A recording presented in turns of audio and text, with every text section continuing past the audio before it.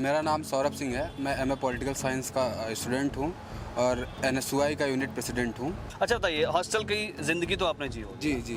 तो क्या अंतर पाते हैं, क्यों ज़रूरी है? क्या सबको एक जो छात्र जीवन में उतरता है आदमी, एक छात्र ज़रूरी है हॉस्टल में रहना, उसका जो अनुभव? क्यों जो हॉस्टल में रहता है उसको एक लाइफ स्टाइल मिल जाती है, जीवन जीने का तरीका मिल जाता है कि आगे हम समाज में जाएंगे तो कैसे बोलेंगे, रहने का तरीका, सीखने के, पढ़ने का, सब अलग अलग तरीके मिल जाते हैं। जो हॉस्टल में रह लेता है उसको पता हो जाता है कि हमारे हक की जो लड़ाई है हम उसको कैसे लड़ेंगे।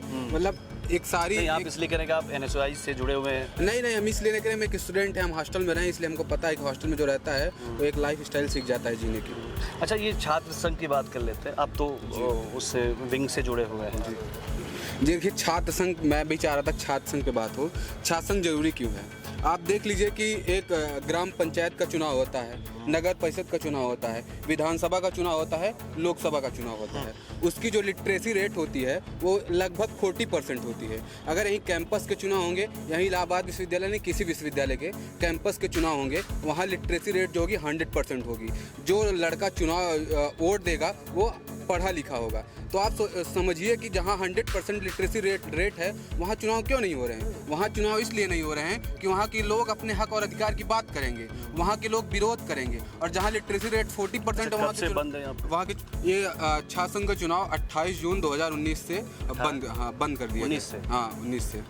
तो ये कुछ बताया गया कि इसलिए हम कर रहे हैं, ज़्यादा नेतागिरी होने लगी थी क्या? नहीं, उसका एक कारण है कि यहाँ लोग यही बताते हैं, विश्वविद्यालय प्रशासन एक हाईकोर्ट में हलफनामा भी दिया है कि यहाँ हत्याएं हो रही हैं, अपराध बढ़ रहा है। तो हम कह रहे हैं अपराध तो विधानसभा के चुनाव में होता है, क्या विधानसभा चुनाव बंद कर देना चाहिए?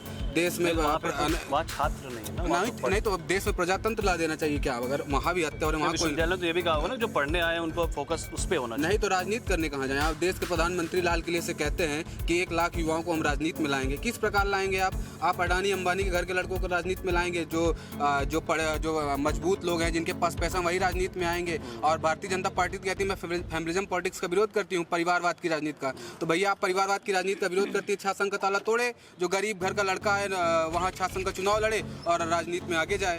अब तो पार्टी वाली बात कर रहे हैं। नहीं, पार्टी वाली बात नहीं कर रहे हैं, एक स्टूडेंट की बात कर रहे हैं भाई। स्टूडेंट, आप देश के प्रधानमंत्री, सरकार से हम सवाल किससे करें? हम कांग्रेस से सवाल करें, सपा से करें? किससे सवाल तो सरकार से ही होगा ना। ठीक, आप चाहते हैं चुनाव हो छात्र संघ का? बिल्कुल चुनाव क्या लड़ेंगे? अच्छा, हो गया तो क्या लड़ेगा? अरे वो तो समय बताएगा ना क्या लड़ेंगे हम। अरे अध्यक्ष नहीं कह पा रहे हैं? नहीं, हम वो समय बताएगा, अभी हम क्या बताएंगे। जो सब छात्र लड़ेंगे, जो योग्य होगा लड़ेगा ही। आप योग्य नहीं है? नहीं, हम योग्य रहेंगे तो लड़ेंगे। क्या लड़ेंगे बताओ ना। जब चुनाव होगा तब लड़ेंगे। चलो।